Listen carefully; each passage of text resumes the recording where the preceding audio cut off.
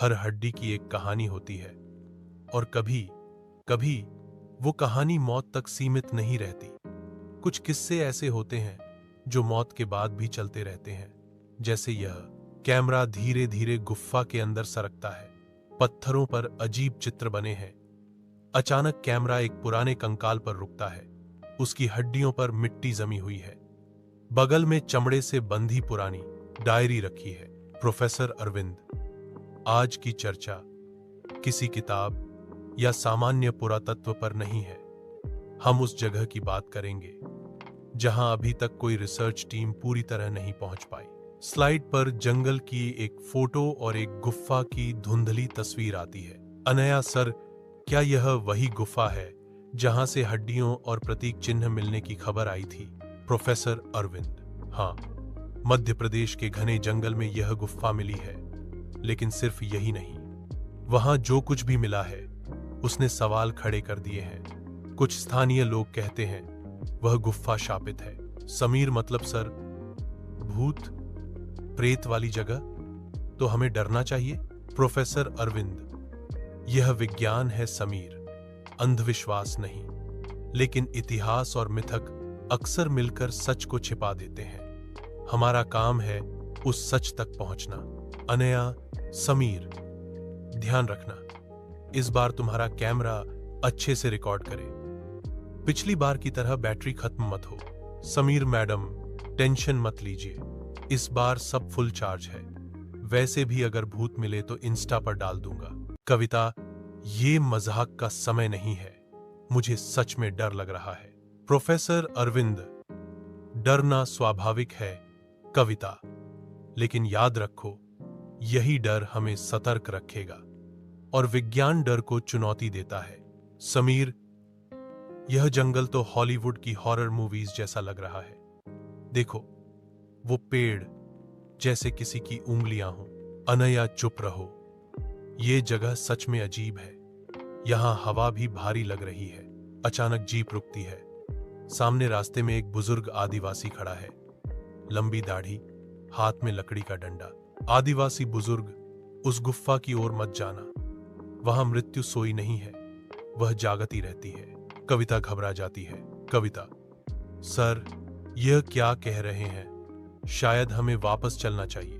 Professor, बाबा, हम सिर्फ शोध के लिए आए हैं, हमें किसी को परेशान नहीं करना। समीर, ये चुप्पी अजीब है, जैसे जंगल खुद सांस रोके हमें देख रहा हो।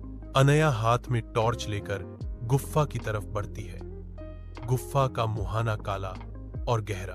अनया, यही है वो जगह, क्या हम तैयार हैं?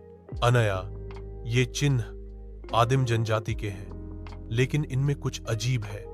देखो, ये चित्र जैसे किसी आत्मा की पूजा दिखा रहे हैं। अचानक कविता चीख पड़ती है। सब उसकी तरफ दौड़ते हैं। जमीन पर एक पुराना कंकाल पड़ा है, आधा मिट्टी में दबा हुआ। उसके पास चमड़े से बंधी एक डायरी। समीर, डायरी कंकाल के पास। अनया धीरे से डायरी उठाती है।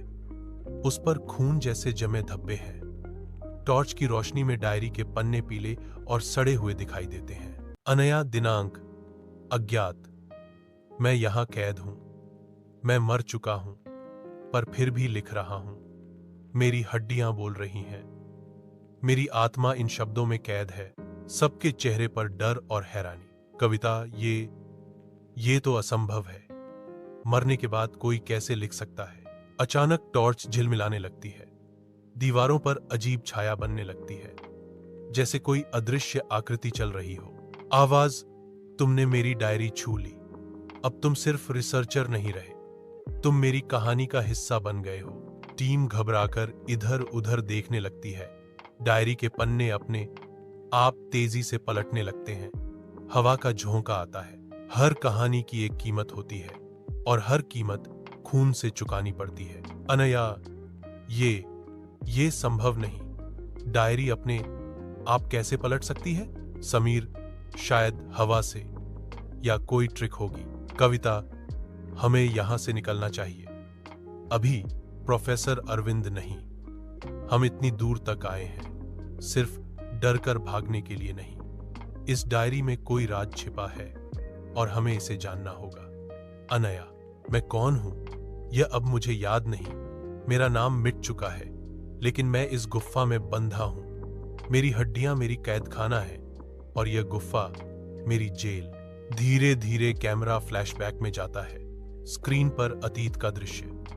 एक प्राचीन जनजाति आग के चारों ओर नाच रही है। बीच में एक आदमी को जंजीरों में बांधा गया है। सदियों पहले इस गुफा में एक बलि दी गई थी, न किसी देवता को, न किसी आत्मा को, बल्कि अंधकार को। उस बलि ने यहां की जमीन को शापित कर दिया। समीर, नहीं, ये कैसे रिकॉर्ड हो गया? मैंने ये शूट नहीं किया। कविता, मैंने कहा था ना, हमें यहां नहीं आना चाहिए था। प्रोफेसर अरविंद, ये सिर्फ गुफा नहीं है, यह एक जिंदा दस्तावेज है। यहां का हर पत्थर, हर हड्डी, सब इतिहास बोल रहे हैं। अनया, सर, ये डायरी सिर्फ किसी की कहानी नहीं, ये किसी आत्मा की गवाही लगती है। प्रोफेसर अरविंद, सही कहा, और यह आत्मा अब भी यहां बंधी है। हवा में अचानक फुसफुसाहट सुनाई देती है, जैसे कोई अदृश्य व्यक्ति उनके बीच बैठा हो। आवाज, मैं अकेला नहीं रहना चाहता। कविता चीख पड़ती है और आग के पास से उठ खड़ी होती है। कविता, बस, मैं वापस जा रही हूं, मुझे मरना नहीं है। अनया, कविता, शांत हो जाओ, हम सब साथ हैं। अनया, मेरी हड्डियां बोलती हैं, मेरे सपनों में जंजीरें बजती हैं। मैं जिनसे प्यार करता था, उन्होंने मुझे बलि चढ़ा दिया। मेरी चीखें अब भी इन पत्थरों में गूंजती हैं, और जो भी मेरी कहानी सुनता है, उसका अंत मेरी तरह होता है। जैसे ही ये शब्द बोली जाती है, आग अचानक नीली हो जाती है। सब दंग रह जाते हैं। समीर, ये आग कैसे बदल सकती है? चारों तरफ छायाएं नाचने लगती हैं, जैसे कोई अदृश्य आत्माएं उनके बीच घूम रही हों। आवाज, तुम अगली हो। कविता चीख कर उठ जाती है, टॉर्च जलाती है। टेंट के कोने में एक काला साया खड़ा दिखता है, फिर अचानक गायब हो जाता है। कविता, नहीं, यह सच नहीं हो सकता। अनया, कविता, रुको। लेकिन कविता जैसे सम्मोहित हो गई है। वह गुफा के भीतर चली जाती है। अंदर जाते ही उसकी चीख गूंजती है। अनया, नहीं। बाकी सब भी भाग कर आते हैं। अंदर जाते हैं तो सिर्फ कविता की नोटबुक जमीन पर पड़ी मिलती है। अनया, मेरी कहानी कोई पढ़े तो वो मेरी दुनिया में खिंच जाता है। अब वो कभी वापस नहीं आ सकता। अब उसकी आत्मा मेरी आत्मा में जुड़ जाती है। टीम के तीनों सदस्य, अनया, समीर और प्रोफेसर, एक दूसरे को घबरा कर देखते हैं। गुफा की दीवारों से कराहने जैसी आवाज आती है। आवाज, तुमने मेरी डायरी पढ़ी है, अब तुम भी मेरे जैसे हो जाओगे। अनया टॉर्च गिरा देती है। सब अंधेरे में डूब जाते हैं। अनया, कविता, कहीं ना कहीं यही है। समीर, लेकिन सर, अगर डायरी सच है तो कविता अब। प्रोफेसर अरविंद, अभी कुछ कहना जल्दी है। हमें गुफा की गहराई तक जाना होगा, वहीं सच छिपा है। तीनों आगे बढ़ते हैं। कैमरा गुफा की गहराई दिखाता है। हड्डियों के ढेर, टूटी मूर्तियां और अजीब प्रतीक चिन्ह। अनया, मुझे मेरे अपने लोगों ने बलि चढ़ाया। उन्होंने सोचा इससे उनकी पीड़ा खत्म होगी, लेकिन मेरी आत्मा कैद हो गई। मैं आजाद नहीं हो पाया। इस डायरी में मेरी सारी चीखें कैद हैं, और जिसे भी यह डायरी मिलती है, उसकी आत्मा मेरी कैद का हिस्सा बन जाती है। डायरी के पन्नों से धुआं उठने लगता है। अचानक दीवारों पर रक्त जैसे निशान फैल जाते हैं। समीर, ये सच है, हम सब फंस चुके हैं। कविता, अनया, मुझे बचाओ। अनया चीखते हुए दौड़ती है। दीवार पर कविता की परछाई नजर आती है। वह जंजीरों में बंधी है, रो रही है। अनया, कविता, मैं तुम्हें निकालूंगी। लेकिन जैसे ही अनया हाथ बढ़ाती है, परछाई गायब हो जाती है। उसकी जगह हड्डियों का ढेर गिरता है। आवाज, तुम सब ने मेरी डायरी पढ़ी है, अब तुम सब मेरे हो। समीर डरकर भागने की कोशिश करता है। आत्मा उसे पकड़ लेती है। उसकी चीख गुफा में गूंजती है। कैमरा ब्लर होता है। अनया, नहीं। समीर की आवाज अचानक बंद हो जाती है। जमीन पर सिर्फ उसका कैमरा गिरा मिलता है। स्क्रीन पर कैमरे की फुटेज में समीर का चेहरा आखिरी बार डर से विकृत दिखता है। अनया, सर, हम क्या करें? प्रोफेसर अरविंद, डायरी को नष्ट करना होगा। जब तक यह मौजूद है, आत्मा कैद रहेगी। इसे जलाना होगा। वह डायरी उठाकर आग में फेंक देते हैं। आग ऊंची लपटों में बदल जाती है।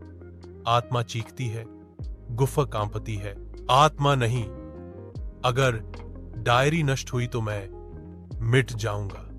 आग की लपटों में आत्मा तड़पती है। गुफा गिरने लगती है। पत्थर टूटते हैं। प्रोफेसर अरविंद, अनया, अब सिर्फ एक ही रास्ता है। किसी को इस गुफा में रहकर इसे पूरा खत्म करना होगा। अनया, नहीं सर, आप नहीं, मैं रह जाऊंगी। प्रोफेसर अरविंद, नहीं बेटी, तुम्हें जिंदा रहना है। तुम यह कहानी दुनिया तक पहुंचाओगी। यही मेरी जिम्मेदारी है। वह अनया को धक्का देकर बाहर की ओर भेजते हैं। खुद डायरी को आग में पकड़े खड़े रहते हैं। गुफा के पत्थर गिरते हैं। उनकी परछाई आग में जलती दिखती है। अनया, सर, गुफा पूरी तरह ढह जाती है। सब कुछ राख और पत्थरों में दब जाता है। कभी कभी इतिहास सिर्फ अतीत नहीं होता, वह वर्तमान को भी निगल लेता है। और कुछ कहानियां कभी खत्म नहीं होती। अनया रोते हुए कैमरा ऑन करती है और रिकॉर्ड करना शुरू करती है। अनया, अगर कोई ये फुटेज पाए तो जान ले, गुफा को मत खोजना, डायरी को मत छूना। यह मेरी गवाही है। मैं जिंदा हूं, लेकिन मेरे भीतर भी शायद उसकी परछाई रह गई है।